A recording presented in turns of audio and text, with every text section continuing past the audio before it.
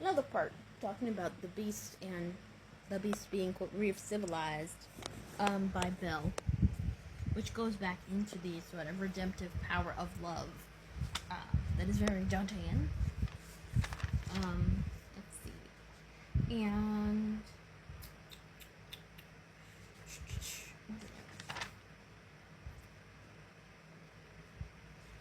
so he's. This is from a. This picture is from a deleted scene. Now I'm getting deep. Deleted scene in Beauty and the Beast called Being Human, which made it into the Broadway show, and it's called. It's all about them getting all the people, servants, and the Beast getting excited about becoming human again, and you can see that she's reading to him, and she's actually reading him Romeo and Juliet, which is hilarious. And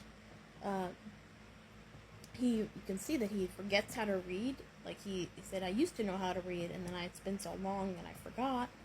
And so he's really kind of losing his mental faculties as well as having this, sort of beastly exterior. Which, this was a really good review. Like, I found this website, people talking about Beauty and the Beast as a millennial nostalgia thing, and it said, there's this punishment that's often overlooked, and there's this idea about if he was cursed to have his last chance end when he was like 21, and then the Lumiere says we've been here for 10 years. Does that mean he was cursed when he was like 11? Which seems like a bit extreme. And then they said, well, it's a finite. It was a finite crime, but it has an infinite curse, which also reminds me a lot of Dante in terms of hell being infinite, and hell being a finite. You did some finite sinning, but you never have the possibility of redemption in Dante's conception, and you never have there's no passage of time. Like, you can't see the sky, the weather doesn't change, you're just continually in this, like, tormented present. Whereas in purgatory, there is a conception of time, and the time is ticking down until you are fully saved. And then when you go into paradise, there's a different conception of time, in that everything is like infinite beauty, and it's like an eternal present. And then there's really no concept of space and time, because you don't even have a body, and you're not even on the earthly plane, and like everything is just bliss.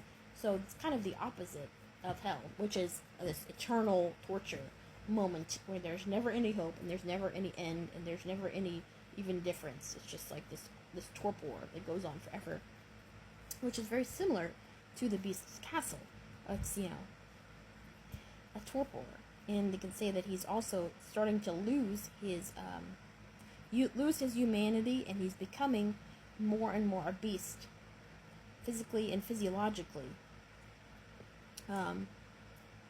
And that also reminds me of Lucifer in the Divine Comedy. In the bottom of hell, has lost all of his mental faculties, and he's almost just kind of like this vegetable who's, I don't know if that's I don't know if that's like a horribly offensive term, now, might be, but he's basically like lost all of his mental faculties, and he's just like mindlessly gnawing on Brutus and Cassius, and he's just sort of flapping these wings. But he used to be this like incredibly elegant angel who was like at the top, the highest angel, and the most like, amazing epitome of what it meant to be angelic, which is of course, somewhat beyond the human language and conception, but all of that, but he's really lost all sense of rationality, which is the biggest curse for Dante.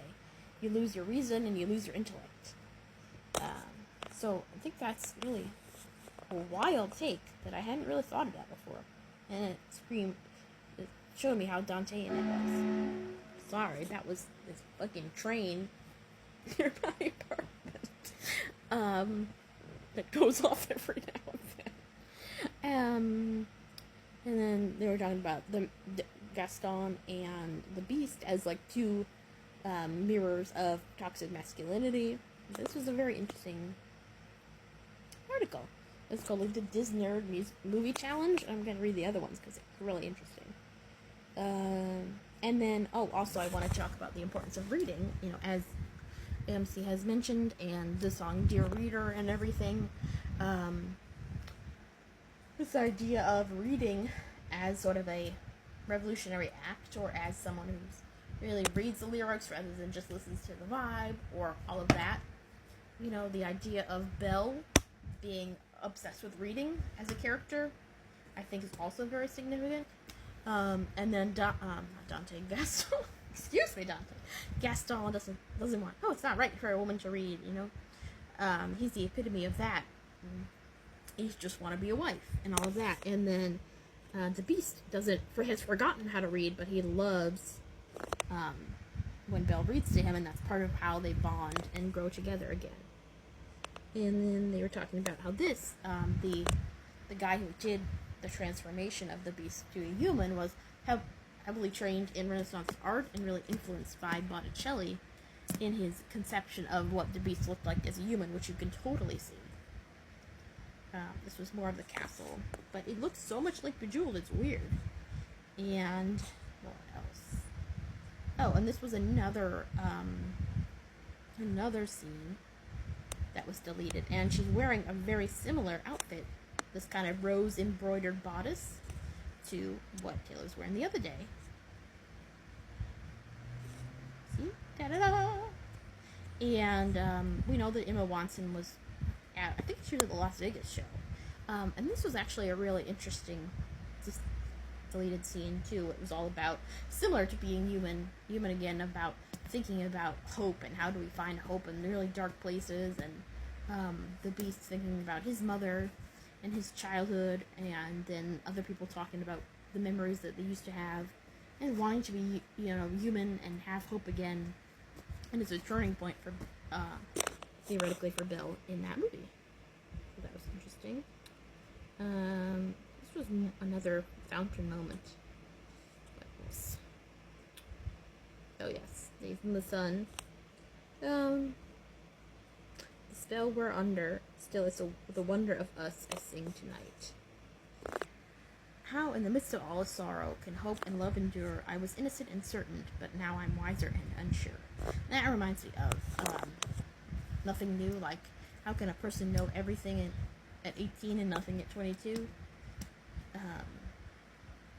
And this, I can feel a change in me, refers to the fact that there's a song that they added to the Broadway musical of Beauty and the Beast that is very, like, Defying Gravity-ish, and it's all about, like, letting go of your past childhood stuff and moving, coming into your own adult desires and realizing that it's not a betrayal, it's just an evolution. So that's also very interesting. We must believe at lovers do, the days in the sun will come shining through. Yuck.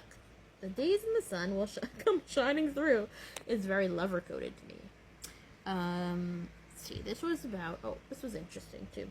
The Beast wears an Oscar de la Renta inspired velvet suit. And she has worn a lot of velvet suits, and she's also worn a lot of Oscar de la Renta. Notably that gorgeous botanical thing she wore to the Grammys during the COVID one where they wore all the masks before they ignored COVID. And then she wore a velvet top to the Tiny Desk concert, but I believe she wore a velvet suit to the All Too Well film premiere. I thought that was cool. And then this was interesting too, like, there's the wolf chase, which I'll get to, and then the idea of the insane asylum is called the House of the Moon, Maison de Lune, or like lunatic, where that comes from. So that was interesting, given all the moon stuff. This is a sandwich I wanted to make, so don't pay attention to that. It sounded really good, and I wanted to remember it. Let's see what else. But anyway, I just love this art direction. It's so beyond gorgeous. It's so amazing. It's lightning and the moon here, and all of that. It's just so pretty. But yeah, I was watching this again today. I couldn't believe that there was this blue swirl, because I was remembering it all being golden. Oh, and then the other... okay. I'll get into the anti-hero stuff in the next one.